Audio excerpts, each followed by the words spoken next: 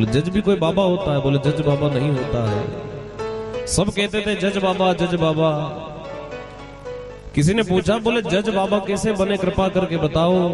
तब संत के मुंह से सुना और कहा, एक बार की बात है, एक व्यक्ति था, बड़ा गरीब था। कितना गरीब? बोले इतना गरीब, इतना गरीब, इतना गरीब। जिंदगी भर मेहनत करी, मजदूरी करी, और मन में सिर्फ इतनी सी इच्छा थी, उसके लड़का नहीं था, सिर्फ लड़की थी। और सोचा कि मेरी लड़की की शादी में बड़ी धूमधाम से करूंगा। हर व्यक्ति की इच्छा होती है कि मैं अपनी औलाद की शादी, अपने बाणेज की शादी बड़ी रुचि से करूंगा। बड़ी धूमधाम से शादी करने की उसने सोचा। और जब बड़ी धूमधाम से शादी करने की सोचा, पास में इतना पैसा था नहीं। एक सेठ साहब गांव में धनवान थे, उनसे कुछ पैसे उधार ले लिए। सेठ जी से कहा कि सेठ साहब मुझे पैसे उधार चाहिए, दे दो कि मेरी बेटी की शादी करनी। बोले दे तो दूंगा, पर लिखा पढ़ी करनी पड़ेगी। लिखा पढ़ी कर ली, ब्याज से पैसा दे दिया। उस गरीब आदमी ने अपनी बेटी की शादी बड़ी धूमधाम से करी। जिस योगी वो था नहीं, उससे भी अच्छी शादी उसने करने की सोची। जब बड़ी धूमधाम से शादी कर दी, बेटी को विदा कर दिया। कहते हैं जब बाप अपनी बेटी की शादी करता है या भाई अपनी बहन की शादी करता है तो उसे थकान नहीं लगती। बोले वो थकता नहीं है? बोले वो दिन रात जागेगा तो भी नहीं थकेगा। एक तो जब किसी की मृत्यु होती है, जिसके माथे पर सफेद कपड़ा बंधा होता है, वो 10 दिन तक थकता नहीं, उसे थकान नहीं लगती, उसको कांटा भी नहीं चुभता। उसी प्रकार जब अपनी बहन बेटी की शादी अगर कोई भाई या पिता करता है तो उसे थकान महसूस नहीं होती, उसे ठंड भी नहीं लगती। कोई कहे भाई साहब पत्रिका रात में बांट रहे हो मोटरसाइकिल से, ठंड का टाइम है। बोले साहब माथे पे जब टेंशन होती है तो फिर ठंड नहीं लगती। ठंड किनके है? बोले ठंड तो उनके लिए होती है जिनके टेंशन ना हो, जिसके जीवन में टेंशन हो, उसे ठंड वंड कुछ भी नहीं लगती। गरीब आदमी बड़ी धूमधाम से अपनी बेटी की शादी करता है, और जब बड़ी धूमधाम से अपनी बेटी की शादी करता है, कुछ दिनों के बाद भरपूर मजदूरी करी। भरपूर मजदूरी करने के बाद उस पैसे को इकट्ठा किया और सेठ जी को जाकर के पैसा देने लगे। सेठ जी को पैसा दिया। बोले लो साहब, आपने जो पैसे दिए थे ये आपके पैसे। सेठ जी ने बोले कि पैसे ले आया तो फिर लिखा पढ़ी कर ले, क्योंकि लिखा पढ़ी कागज में कर रखी है, डायरी में कर रखी है। उस गरीब आदमी ने कहा कि साहब कैसी बात करते हो? सेठ जी आपने मेरे ऊपर भरोसा किया, मैं भी आपके ऊपर भरोसा कर रहा हूं। लिखा पढ़ी तो सब दूर की बात है, ये तो कागज की कलमें हैं, कागज तो फट भी जाते हैं, न नए लिख भी सकते हैं। तो आपको मेरे ऊपर भरोसा था, मुझे भी आपके ऊपर पूरा पूरा भरोसा। सेठ जी ने रसीद बनाई, डायरी में रख दी, क्योंकि वो व्यक्ति ले नहीं गया, पैसा तो दे गया, ब्याज भी दे गया। 2-4 महीने के बाद सेठ जी का दिमाग घूम गया। बोले सेठ जी ने विचार किया कि वो आदमी रसीद तो नहीं ले गया, एक काम करो पैसे तो उससे डबल ले लेते। इस दुनिया में कई लोग ऐसे हैं जो गरीबों को नोचने के लिए हर प्रयास करते रहते हैं। निवेदन, इस दुनिया में हर व्यक्ति से आपको सतर्क रहने की आवश्यकता है। बोले दुनिया में धोखे कहां कहां नहीं होते, हर जगह धोखे होते हैं। जिस पे आप भरोसा करोगे वही धोखा देगा। गरीब आदमी ने बेचारे ने विश्वास कर लिया, सेठ जी हैं ये थोड़ी अपने साथ बुरा करेंगे। सेठ जी से रसीद नहीं ली और पैसे जमा करके चला गया। कई लोग इस दुनिया में ऐसे हैं जो भरोसे के बलबूते पैसे खा जाते हैं। क्या वो कभी धनवान बन सकते हैं? बोले धनवान तो नहीं बनेंगे, पर ऐसे पापियों का ये संसार है। धर्मात्मा इस संसार में दुखी होता है, घूमता रहता है, दौड़ता रहता है, और पापी आदमी बोले चकाचक रहता है। कोई बात नहीं, ये दुनिया गुंडों की दुनिया है। किसकी दुनिया है? गुंडों की। आप 2 नंबर का धंधा करने लगो, सुखी हो जाओगे। आप लोगों की गर्दनें काटने लगो, सुखी हो जाओगे। आप लोगों के मर्डर करने लगो, सुखी हो जाओगे। आप लोगों के हाथ पैर तोड़ने की सुपारियां लेते रहो, सुखी हो जाओगे। कब तक? कब तक? हर चीज की कोई अति होती है, अंत तो सबका आता है। बोले कुछ समय के लिए खुश हो जाओ, पर बाद में जो तकलीफ आएगी वो बड़ी भारी होगी। पर सेठ जी का दिमाग घूमा। बोले क्या करे? बोले पैसे डबल ले लेते। उस व्यक्ति को बुलाया, बोले पैसे दिए तो नहीं? उसने कहा साहब कैसी बात करते हो सेठ जी, मैंने आपको पैसे दिए। बोले तेरे पास क्या सबूत है? कहने लगा मेरे पास सबूत कुछ भी नहीं है, बस गोपाल जी जाने, भगवान सब जानता है। उसने विचार किया इसके पास सबूत नहीं है। बोले काम करो, इसके नाम से केस ठोक दो। कोर्ट में गए और कोर्ट में जाकर के केस ठोक दिया। केस लगा दिया, तारीखों पे तारीखें होने लगी, तारीखों पे तारीखें होने लगी। गरीब आदमी बेचारे की जूते घिस गए तारीखें करते करते। पर उसकी एक आदत बड़ी अच्छी थी। जब भी वो अदालत में जाता था, जज साहब उससे पूछते थे क्यों रे तूने पैसे दिए कि नहीं दिए, तो वो एक ही बात कहता था, मैं कुछ ना जानू साहब, गोपाल जी जाने। कौन जाने? कौन जाने? गोपाल जी जाने। जज साहब ने कहा कि गोपाल जी कौन है? एक काम करो, गोपाल जी के नाम से नोटिस जारी करो। पुलिस वाले के द्वारा नोटिस पहुंचा। गांव में पुलिस वाला आया, बोले यहाँ गोपाल जी कौन है? कहा, बोले यहाँ तो गोपाल जी तो कोई नहीं। बोले ऐसा कैसे हो सकता है, नोटिस ही उनके नाम का, उनको कोर्ट में पेश होना है, तारीख है उनकी। गांव के लोगों ने कहा कि यार गोपाल जी तो कोई नहीं, गोपाल जी का मंदिर जरूर हमारे गांव में है। बोले हाँ वही गोपाल जी, कोई भी गोपाल जी तो है ना? कि हाँ है। जैसे मंदिर के बाहर गए, पुजारी से कहा, बोले गोपाल जी यहीं रहते हैं? पुजारी बोला हाँ गोपाल जी यहीं रहते हैं, कि ये गोपाल जी का कारण उनको दे दे। पंडित जी गए, पंडित जी ने भगवान के चरणों में वो कागज रख दिया। कागज काय का था? बोले कागज था न्यायालय का, कोर्ट का वो कागज था, और कहा था कि गोपाल जी आपको भलानी तारीख पे हाजिर होना। भगवान के चरणों में नोटिस चला गया, तो भगवान अदालत में जाएंगे कि नहीं जाएंगे? बोले अगर आपका परमात्मा के प्रति विश्वास है और आप सच्चे हो, तो दुनिया चाहे कितने भी धोखे कर ले, भगवान आपके साथ में रहेगा।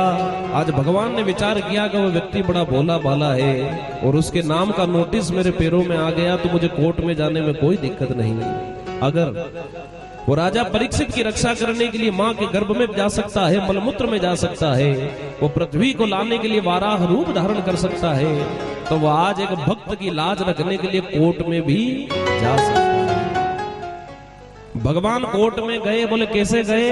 बोले रूप बदल के गए, एक बूढ़ा स्वरूप बनाया और बड़ा बुजुर्ग रूप बना करके भगवान कोर्ट में पहुंचे। अंदर से आवाज आई, गोपाल जी हाजिर हो। भगवान लाठी का सहारा लेते लेते कोर्ट में पहुंच गए। कटघरे में जाकर के खड़े हो गए। कहां खड़े हो गए? कटघरे। जज साहब ने पूछा कि गोपाल जी आपका नाम है? बोले हाँ साहब गोपाल जी मेरा नाम है। बोले ये जो व्यक्ति है, क्या इसने इन सेठ जी को पैसे दिए थे? भगवान बोले क्या कोई सबूत है? बोले सबूत तो कुछ भी नहीं है, पर हाँ मैं बीच में था। इस दुनिया में कोई भी बीच में हो ना हो, भगवान हमेशा बीच में रहता है। आप किसी के साथ कितनी भी वफादारी कर लो, अगर सामने वाला बार बार धोखा दे तो ये मत सोचो कि मेरे साथ धोखे हो रहे हैं। कोई ना कोई एक आपके बीच में ऐसा है जिसको सब सच्चाई पता, और उससे बड़ा न्यायाधीश इस दुनिया में कोई नहीं, जो 1000 गुनाह माफ कर दे। जो एक गुनाह भी माफ ना करे उसे मजिस्ट्रेट कहते हैं, उसे न्यायाधीश कहते हैं। जो एक गुनाह भी माफ ना करे उसे न्यायाधीश कहते हैं, और जो 1000 गुनाह माफ कर दे उन्हें द्वारिकाधीश कहते हैं।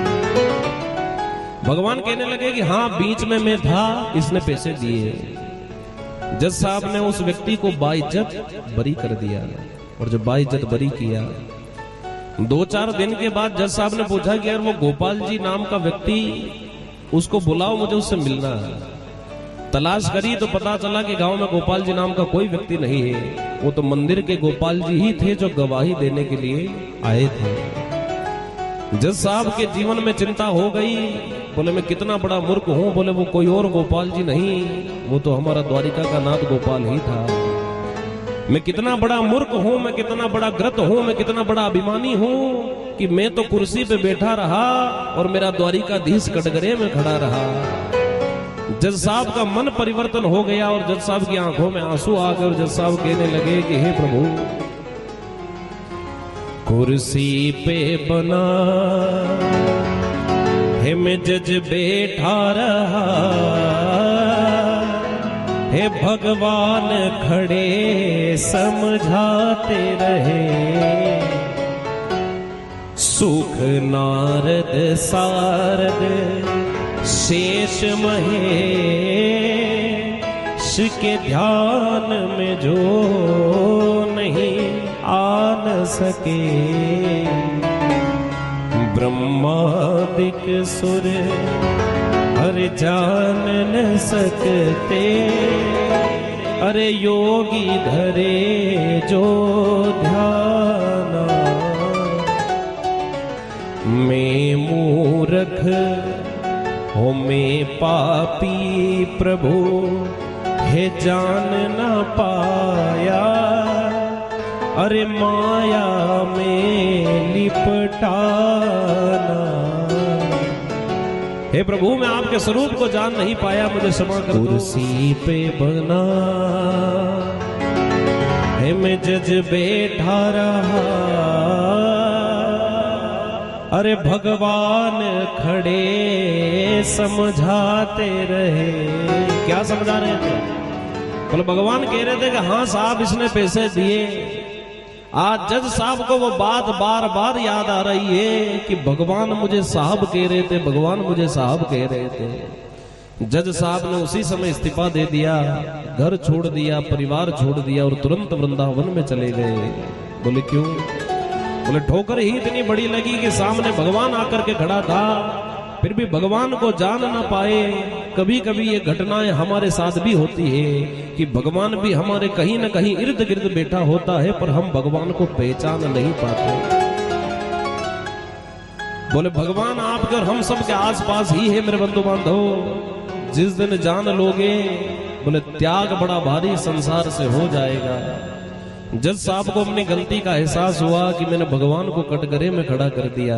जज साहब की आंखों में आंसू आ गए और ऐसे आंसू आए कि जज साहब कुर्सी को छोड़ के ही चल पड़े वृंदावन की तरफ। पूरी जिंदगी वृंदावन में जी और जज बाबा के नाम से वो जाने जाते हैं। एक तो हमारे आकर के वकील साहब और एक हमारे वृंदावन के जज साहब। ये जज बाबा और वकील बाबा की कहानी कोई काल्पनिक कथा नहीं। जज बाबा की कथा और वकील बाबा जो आगर वाले हैं उनकी कथा ये कोई काल्पनिक कथा नहीं है, ये वास्तविक घटना है मेरे बंधु बांधव। लोग कहते हैं कि भगवान किसने देखा, जाकर के देख लो आगर बाबा बैजनाथ का इतिहास। जो कहते हैं कि भगवान किसने देखा, जाकर के देख लो वृंदावन के जज बाबा का इतिहास। जो कहते हैं भगवान किसने देखा, मडप्या में बैठे हुए मेरे सांवरिया का देख लो इतिहास। मीराबाई भगवान का भजन करती थी, राज्य वंश के लोग निंदा करते थे, बुराई करते थे। बोले काई की राजा की रानी है, ये तो इन बाबाओं के साथ कीर्तन करती रहती है, भजन करती रहती है।